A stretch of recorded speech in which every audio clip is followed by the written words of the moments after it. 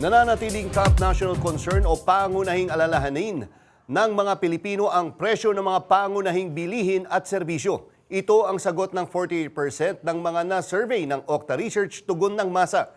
31% naman ang nagsabi na ang laban sa korupsyon sa pamahalaan ang pangunahing pambansang alalahanin. Ito ang unang beses na nakapasok ang laban sa korupsyon sa top 5 ng mga pambansang isyung binibigyan ng pansin sa serye ng Okta Research tugon ng masa. Kabilang sa iba pang mahalagang pambansang issue ang pag-access sa abot-kayang pagkain, pagtaas ng sahod ng mga manggagawa at pagbawas ng kahirapan. Kaugnay ng balitang yan, makakausap natin si Professor Ranjit Rai, Assistant Professor sa Department of Political Science, UP Diliman at Presidente ng Okta Research. Magandang hapon po, Professor. Magandang hapon sa inyo at sa lahat po na nanonood sa atin. Okay, Prof, pakipaliwanag po kung bakit pumasok finally, dati ata wala, sa top 5 na urgent national concern itong pagsugpo sa korupsyon ngayon.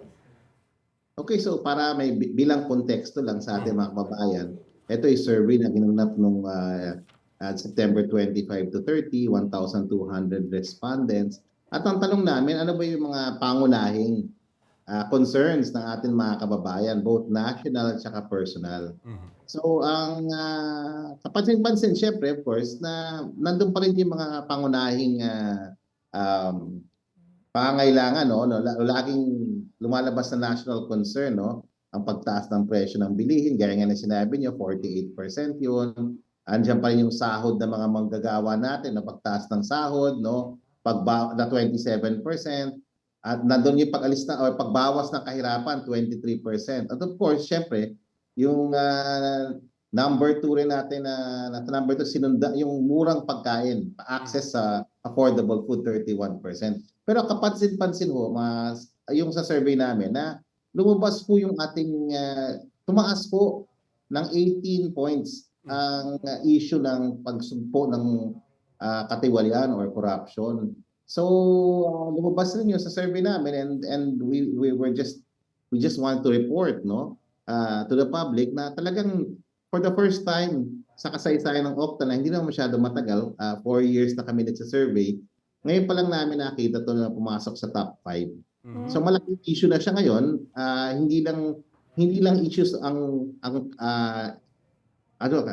economic issues, pati na rin governance issue. Nasa top priority na ng ating mga kababayan. Kasi for the last 3 to 4 years, kadalasan ng economic issues, inflation, yan yung access to affordable food, yung wages. So yan ang pagsugpo ng or pagbawas ng kahirapan. So kadalasan ganyan ho yung lumalabas. For the first time lang in 4 years na lumabas. Pero itong pagtaas ng concern for graft and corruption. So it's a big concern now. Malaking bagay kasi nilabas to noong September. Ito lumabas yung aming survey. Ginawa namin yung survey noong September. Nilabas ito ng President. It became a big issue. So ngayon national concern na po siya. Yes. Kailangan ko rin i-stress, bukod sa itong mga listahan na to, bumaba po yung pangangailangan ng trabaho. Dati nasa top 5 siya. And bumaba siya. So, wala na siya sa top 5, Prof. Wala siya sa top 5. Ibig sabihin may magandang nangyari naman. Ibig sabihin nagkaroon ng trabaho yung mga walang trabaho. Actually, Oo. Actually, magugulat ako po kung hindi pumasok yung issue ng korupsyon sa top 5. Ay iniisip ko nga baka nga top 1 di ba? Pero ngayon top 2, it's still something that you would expect at this time. Yeah, not surprising naman. Yes. Pero of course, importante na lagi natin mini-measure yung public sentiment. Meron tayong datos para hindi lang haka-haka, kuro-kuro public opinion lang, So ngayon, ito na yung mga kababayan natin nagsasalita. Pangunahing concern nila ito, gusto nilang urgent concern nila ito, gusto nila na ang gobyerno ay mag-respond na to find ways to respond to the public's concern for the rising for the anxiety caused by graft and corruption. So yun yung I think isang magandang lumabas. Pero yun nga, yung job creation na dati nasa top 5, bumagsak po siya ng 7 points, 7 percentage points, no? At although nandun pa rin naman siya sa top 10, medyo malaking decline niya rin eh.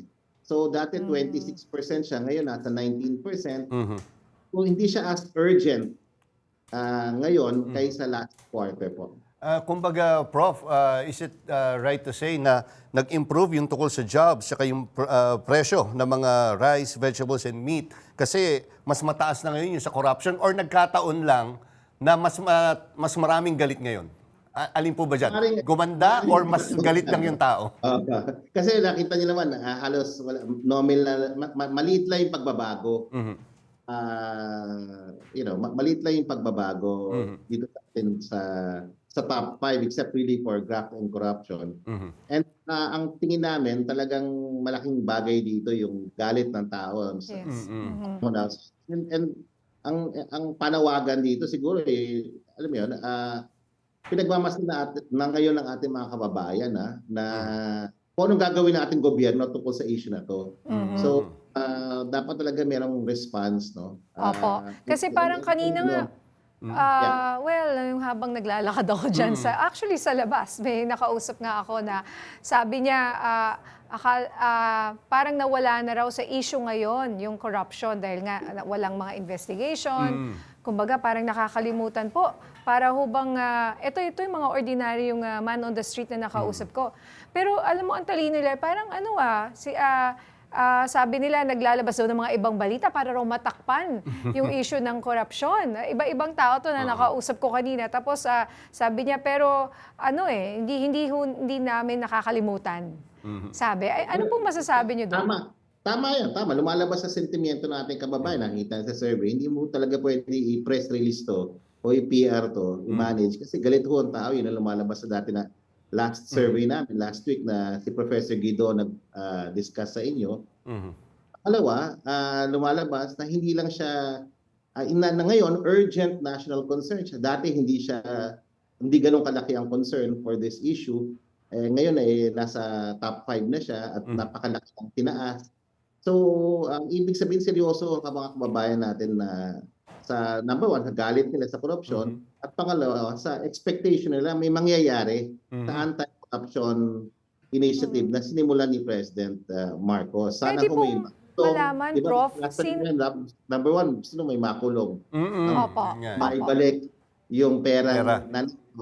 Pangatlo na lang ho yung ma-improve yung flood control projects. Pang-apat ho, ma-improve yung transparency and monitoring doon sa mga infrastructure. So, mas una ho sa ating kababayan accountability. Mas una ho sa ating kababayan yung hustisya bago ang institutional reform.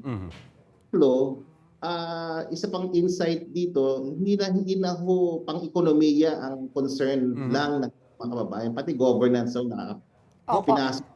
So, yan ho yung mga insights ho galing sa survey namin. Pwede pong malaman anong sektor ng lipunan, yung majority na nagsasabi urgent need or concern nila itong issue sa korupsyon. Pagdating ba sa mga middle class or sa mahihirap? Can you compare the two? Yeah, okay. So, concern siya for all the classes. Kaso nga lang, pinakamataas sa ABC. Na 40% siya. Tapos, malaki yung concern na to sa Metro Manila, 53%. So, more than half. So, mataas talaga yung concern for most places. And they're very high in Metro Manila, the National Capital Region. At doon ho sa Class ABC. Pero concern ho siya sa Class B, Class E. Mas mataas nga lang sa ABC ng konti. Pero of course, ang concern kasi ng mga nasa karamihan, ng mga mahihirap, karamihan natin mga kababayan, really inflation pa po. Oo nga po. Pero nasa yan ang taas po ng ating concern for inflation. It's it is high in all classes and in all regions. So yun po ang big challenge ng gobyerno ngayon, to find solutions para maibsan yung impact ng high inflation. At the same time, mag-respond po sa clamor ng public as far as fighting corruption is concerned. Pero Prof, di ba, usually ang nagtatap sa survey, sa mga ganitong klaseng survey, yung sinasabi, di ba, partner, na malapit sa sikmura, which is pagkain, trabaho, pero ito biglang sumingit eh. Yung corruption. After 4 years. Yes, after oo 4 eh. years. So, ganun kalaking for 4 concern years, na. laging sikmura, lagi ang focus. Oo. Ngayon lang po nagbago. That consistent din siya no sa nakikita ng ibang survey companies at ma-report ko lang no, meron kasi kaming second part ng probe na to, yung personal kasi urgent national, ito yung dapat tugunan ng gobyerno immediately. Ito naman yung personal concerns ng ating mga kababayan. Ganun pa rin siya, stable pa rin siya over the last 1 or 2 years. Number one is staying healthy at 63%, having enough to eat at 49%. Tapos yung finishing, no, supporting children to education, nasa 49%. Having a well-paying job, 46%. And avoiding being a victim of serious crime, 38%. Siguro ang highlight dito yung avoiding being a victim of a serious crime. Tumaas na siya over the last 4 quarters. So parang tumaas ang crime, ganyan. Isa pa yun sa mga... Tumataas siya Opo. ngayon. I think yung concern na siya talaga yung peace and order. So, as the economy creates challenges for the everyday Filipino, syempre, yan din, kadikit niya, no? Tumataas yung krimen din, no? Kasi as people get more desperate. Pero yung situation niya is controlled naman, stable naman. Yun nga lang, concern na siya, personal concern na siya, over the last 3 quarters na tumaas, yung avoiding being a victim of serious crime, 38%. Mataas po yun. Yung sa Mindanao po, about Mindanao, kumusta naman po ang kanilang response doon sa issue ng corruption? Kasi parang mababa ata compared to Luzon and Visayas. Yes, 18. Yes, mas mababa siya ng konti, pero ang focus talaga ng mga kababayan natin sa Mindanao talaga yung access to food, access to cheap food at saka issue ng inflation. So yan yung kasi iba-iba yung prioritize na urgent concerns. Kaya iba-iba rin makikita per region. Sa Metro Manila siya talaga napakataas yung concern with regards to corruption. So yan. Pero generally speaking, ang interesting highlight dito, tumaas siya. Opo. 18 percentage points. So Kaya nga po. Pakataas ho noon, biglang tumaas. Of course, period yan eh. Siyempre, nakuha natin yung period na netong, in-expose ng president. Oo nga po. So, we don't know if this will continue until the next quarter. Okay, sige. Naku, maraming salamat, Professor Rai, sa mga insights mo. Definitely nga pinapakita sa gobyerno. Sana mamulat na yung mata ng gobyerno na marami na ang galit. At eto na yung Tama, concern. sana may mangyari po. Opo. Sana may makulong. Oo. Yun. Sana may makulong, Oo. mabalik ang pera. Parang hanggang ngayon, wala pang nakukulong eh. Makulit. Opo. Salamat. Salamat. Thank you, sir.